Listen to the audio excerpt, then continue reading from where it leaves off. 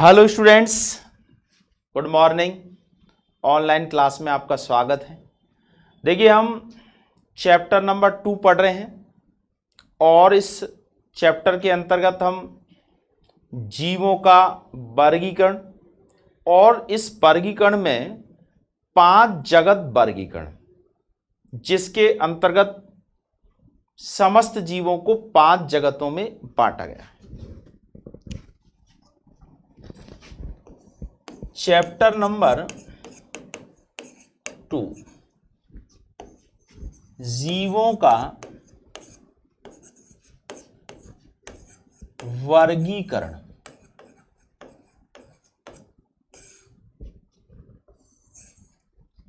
इसमें 5 जगत वर्गीकरण। देखिए, इसमें पहला है मोनेरा, दूसरा है प्रोटिस्टा, तीसरा है फंजाई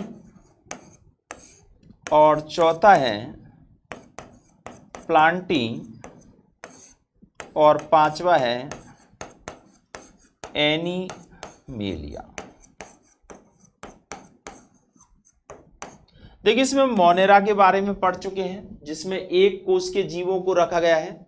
ऐसे जीव जिनकी कोशिका एक कोष यानी जिनका शरीर एक कोष की होता है, प्रोकैरियोटिक प्रकार की कोशिका होती है। दूसरा है प्रोटिस्टा, जिसके अंतर्गत भी एक कोष के जीवों को रखा गया है, लेकिन इनके अंदर कोशिका जो होती है वो यूकैरियोटिक प्रकार की यानी सत्त केंद्र की प्रकार की होती है। अब तीसरा है फंजाई। हम फंजाई के बारे में पढ़ रहे हैं। देखिए, कवक जिनको कहा जाता है, ये कवक होते हैं। इनके अंदर कोशिका भित्ति उपस्थित होती है, लेकिन ये सेलुलोज से युक्त नहीं होती है। साथ में इनके अंदर हरित लवक नहीं पाया जाता है, इसलिए ये प्रकाश संश्लेषण क्रिया नहीं करती हैं और ये अपना भोजन दूसरों से प्राप्त करते हैं, इसलिए इनको अप्रकाश संश्लेषी और परपोषी के नाम से जाना जाता है। परपोषी होते हैं। अब ये कवक जो होते हैं, ये 4 प्रकार के होते हैं।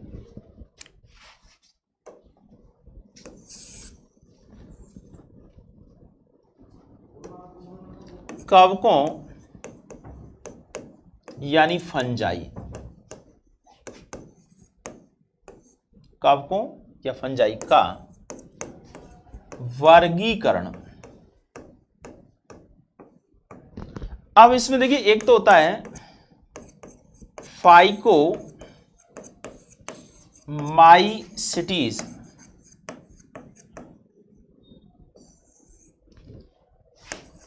देखिए, फाइकोमाइसिटीज में क्या होता है कि इस प्रकार के कवकों को रखा गया है जिनमें कवक तंतु के अंदर कोशिका भित्ति नहीं होती है, पट नहीं होते हैं।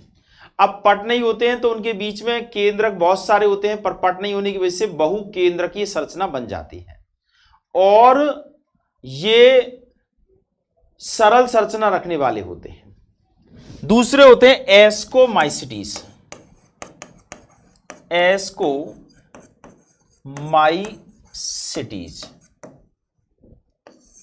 ये कवक बहुकोशिकीय होते हैं, लेकिन अब बाद के रूप में आप देखें तो यीस्ट नाम का जो कवक होता है, जिसे हम सैक्रोमाइसिस कहते हैं, ये एक कोशिकीय कवक होता है जिसमें एक ही कोशिका होती है। साथ में इनका जो कवक जाल है ये शाखाओं में बटा होता है, शाखित होता है और पटयुक्त होता है। इनके अंदर अलैंगिक जनन जो है वो कॉनिडिया के द्वारा होता है और लैंगिक जनन के लिए इसमें एस्कोकार्प बनते हैं, यानी एक प्रकार से एस्कस से एस्कोकार्प बन करके और इसमें जनन होता है।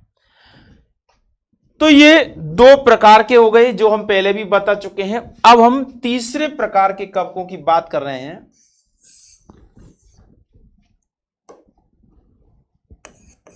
वैसी डियो माइसिटीज। सिटीज। वेसिडियोमाइसिटीज नाम का कवक है, ये थर्ड कवकों का तीसरा वर्ग है, एस्कोमाइसिटीज। अब देखिए ये जो कवक हैं बेसिडियोमाइसिटीज, इनका जो सामान्य प्रकार है, ये जो कवक हैं बेसिडियोमाइसिटीज, देखिए इसमें मशरूम आते हैं।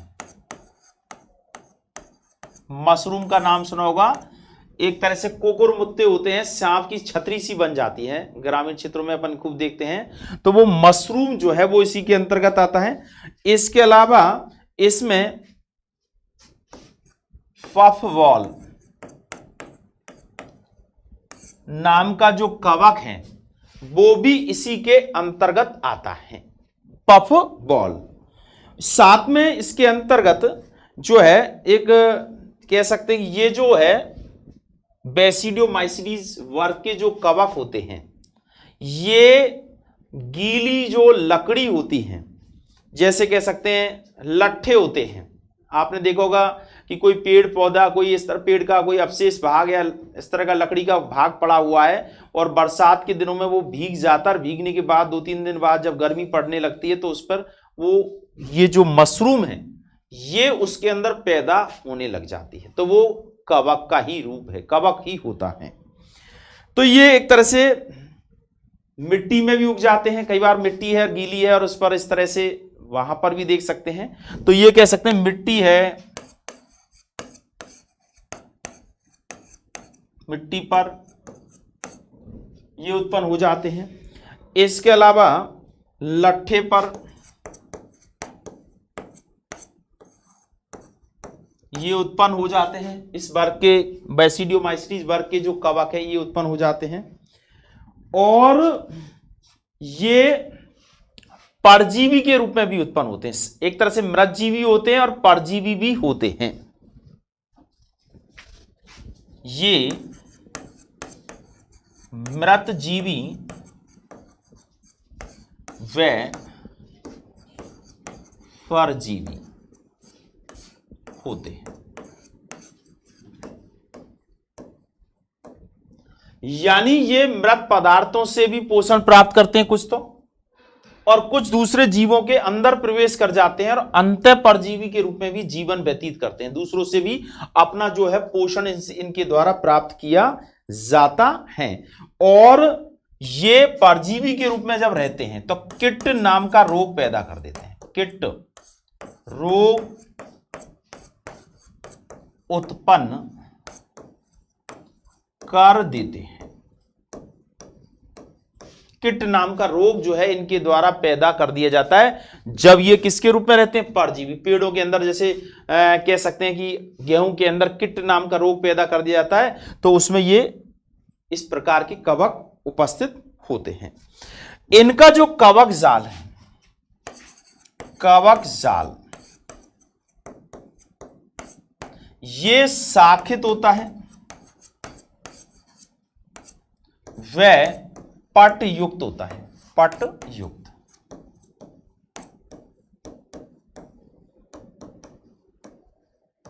यानी शाखाओं में बटा हुआ भी होता है और केंद्रकों के बीच बीच में पट इसके अंदर पाए जाते हैं, तो पट युक्त होता है। और अब हम बात करें जनन की, ये तो सामान्य बातें हैं, तो इनका जनन देखिए, इसमें उदाहरण है मशरूम और पफबॉल।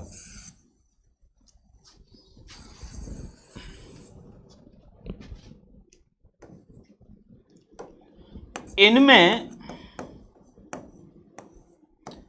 अलैंगिक जनन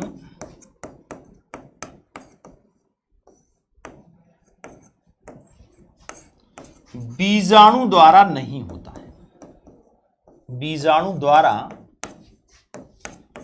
नहीं होता है।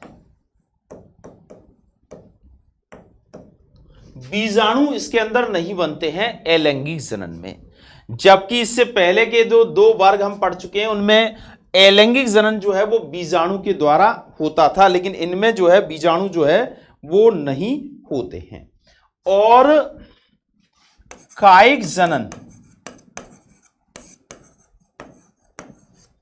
खंडन के द्वारा होता है, खंडन द्वारा होता है। विखंडन हो जाता है तो उससे कायिक। अब देखिए इसमें एक विशेष बात है, इनके अंदर एक बेसिडियम या बेसिडियो स्पोर्स बनते हैं। और ये बेसिडियो स्पोर्स जो होते हैं, बेसिडियम, ये कैसे बनते देखिए, इसमें जैसे ये कायिक कोशिका है, कायिक तंतु है एक तरह से ये।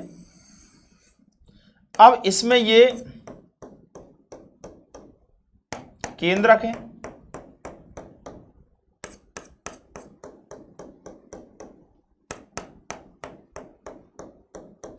अब इसमें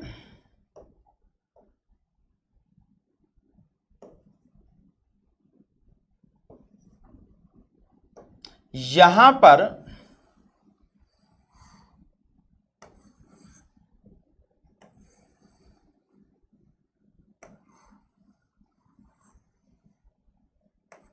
ये केंद्रक यहां आ जाता है, इसका केंद्रक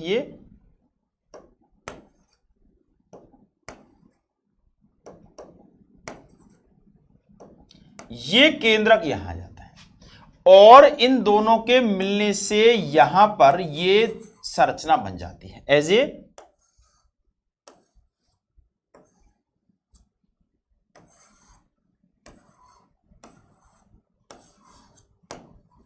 ये बेसिडियम बन जाता है, बेसिडियम। अब ये एक प्रकार से 2n संरचना होती है, द्विगुणित संरचना होती है। इस बेसिडियम में इसमें अर्धसूत्री विभाजन होता है, अर्धसूत्री विभाजन। और आप जानते हैं जब भी अर्धसूत्री विभाजन होता है 4 कोशिकाएं बनती हैं, तो इसमें 4 बीजाणु बन जाते हैं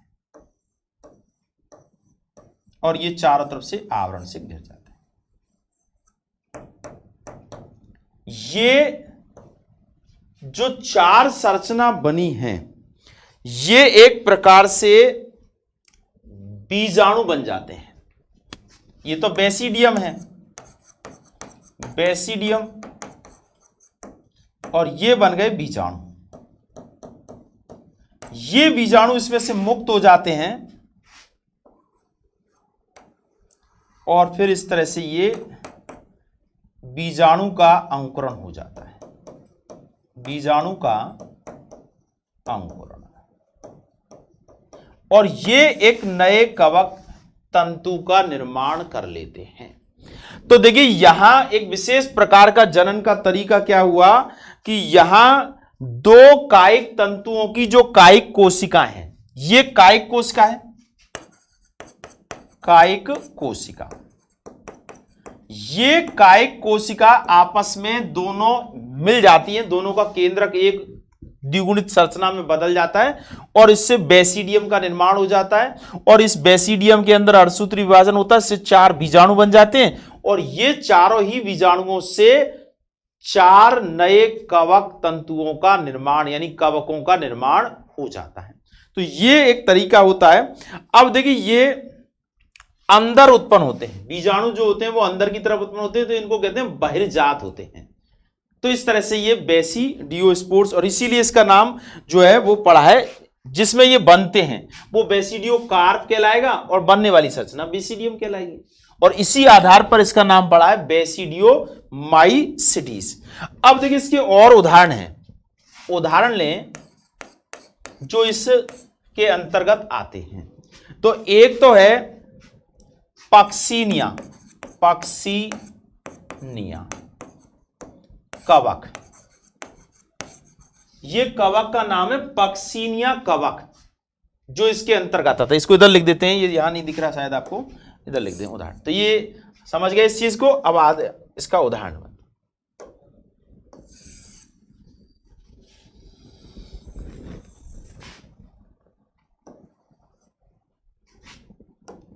उदाहरण।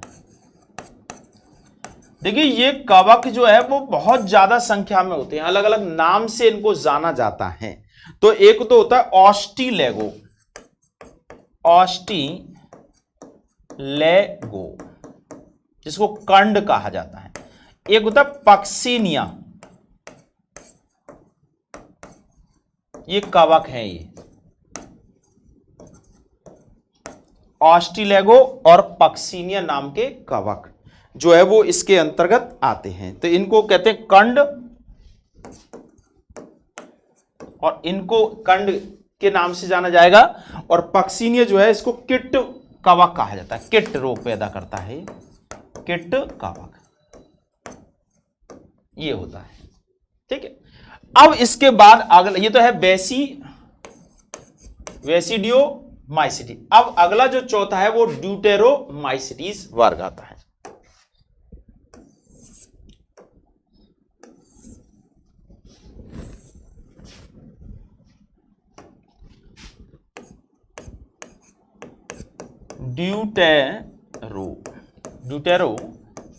ड्यूटेरोमाइसिटीज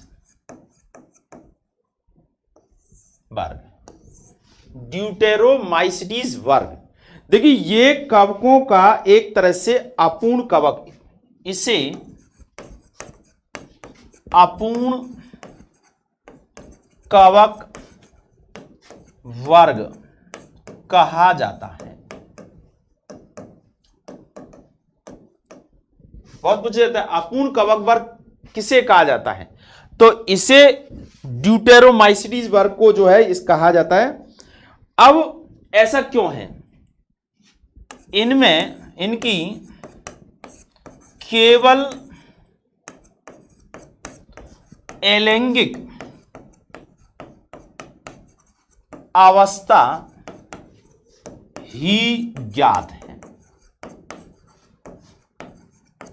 यानी इनको, इनकी जो अलैंगिक अवस्था होती है, अलैंगिक, वो तो ज्ञात है, लेकिन इसकी लैंगिक अवस्था का अभी तक ज्ञान नहीं है। और जब लैंगिक अवस्था का पता चल जाएगा कि भाई ये किस तरह से जनन होता है इनके अंदर लैंगिक, तो पता चलेगा कि भाई ये एस्कोमाइसिटीज वर्ग में रख देंगे या फिर इसको किस में रख देंगे, इससे रख देंगे बेसिडियोमाइसिटीज वर्ग में। लेकिन जब तक इस बात की जानकारी नहीं होती है कि भाई लैंगिक अवस्था क्या, किस प्रकार की होती है, लैंगिक जनन कैसे होता है, तब तक इसको एक अलग वर्ग के रूप में कहा गया और ये अपूर्ण कवकों का वर्ग होता है। आपसे पूछा अपूर्ण कवक वर्ग क्यों कहा जाता है, तो आप कह सकते हैं इसलिए कहा जाता है क्योंकि ये जो कवक होते हैं इस वर्ग में जो रखे गए हैं, उनकी केवल अलैंगिक अवस्था, जो जनन नहीं करने वाली अवस्था, लैंगिक जनन नहीं करती है, वो अलैंगिक अवस्था ही ज्ञात है, लैंगिक अवस्था जो है वो ज्ञात नहीं है। तो ऐसी स्थिति में इनकी जब भी खोज हो जाएगी लैंगिक अवस्था की, उसे उचित वर्ग में इसको रख दिया जाएगा। और ये जो कवक होते हैं इनकी अलैंगिक अवस्था की विशेषता होती है कि ये बहुकोशिकीय होते हैं। इनका कवक जाल जो होता है वो तंतु रूपी संरचना के रूप में होता है, शाखित संरचना के रूप में होता है। और इसमें जो है जनन, यानी इस वर्ग में रखे हुए इनमें केवल अलैंगिक जनन बीजाणु, जिनको हम कॉनिडिया कहते हैं, बीजाणु के द्वारा होता है। किसके द्वारा होता है, बीजाणु के द्वारा होता है, बीजाणुओं के द्वारा होता है, ना कि इसमें कोई लैंगिक जनन होता है। और कवक जाल जो होता है वो पटयुक्त होता है, बहुकोशिकीय होता है, ये बात हम बता चुके हैं। इसके सदस्य जो हैं, ये कुछ सदस्य तो होते हैं मृत जीवी, व कुछ जो है वो होते हैं परजीवी। दोनों तरह का जीवन व्यतीत करने वाले, यानी कुछ सदस्य जो है मृत पदार्थों से अपना पोषण प्राप्त करते हैं और दूसरे कुछ जो है वो जीवित जीवों से अपना पोषण जो है वो प्राप्त करते हैं। लेकिन इसके अधिकांश सदस्य जो होते हैं ये अधिकांशतः अवघटक प्रकृति के होते हैं।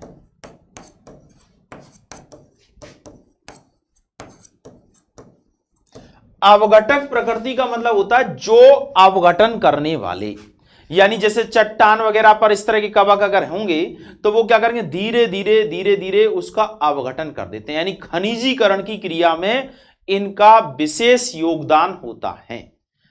यानी जटिल जो अवस्था होती है या विभिन्न प्रकार की जो मृत सड़े पदार्थ होते हैं उनका ये अवघटन कर देते हैं। तो ये क्या होते हैं, अधिकांश कैसे हैं ये, अवशिष्ट अवघटक प्रकृति के होते हैं, अवशिष्ट पदार्थों का अवघटन करते हैं और खनिज चक्रीकरण में सहायक होते हैं। खनिज चक्रीकरण में सहायक होते हैं, यानी खनिज पदार्थों को वातावरण से, मृत पदार्थों से अलग करके वातावरण में मुक्त करने का कार्य करते हैं। अब देखिए इस वर्ग में किन किन कवकों को रखा गया है, उदाहरण के रूप में हम देखें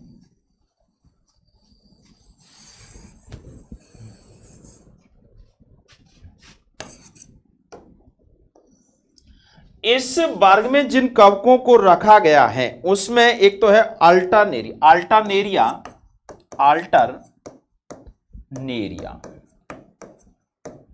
नाम का कवक है, वो इस श्रेणी में रखा गया है, अल्टरनेरिया।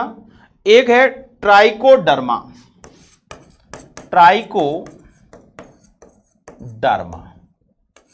ये भी इसी श्रेणी का कवक है, अल्टरनेरिया, ट्राइकोडर्मा। और एक होता है कॉलीटोट्राइकम,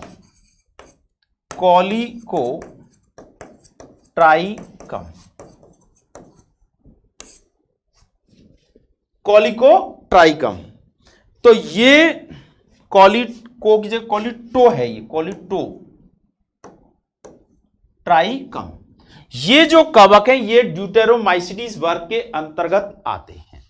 तो इस तरह से देखिए आज हमने कवकों का ये जो फंजाई का जो टॉपिक है ये पूरा किया है, अर्थात 4 प्रकार के जो फंजाई के वर्ग हैं जिसमें फाइकोमाइसिडीज, दूसरा है एस्कोमाइसिडीज, तीसरा है बेसिडियोमाइसिडीज और चौथा है ड्यूटेरोमाइसिडीज को कंप्लीट कर दिया है।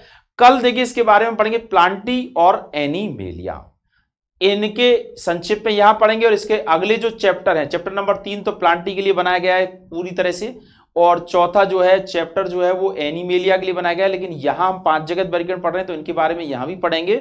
और उसके बाद इस चैप्टर में आपको वायरस के बारे में पढ़ना है, यानी वायरस क्या होते हैं, कैसे होते हैं। ठीक है, आज के लिए इतना ही, और आप अच्छे से पढ़ाई कीजिएगा। किसी भी प्रकार की कोई समस्या है तो आप हमसे पूछ सकते हैं। आज के लिए इतना ही, ओके।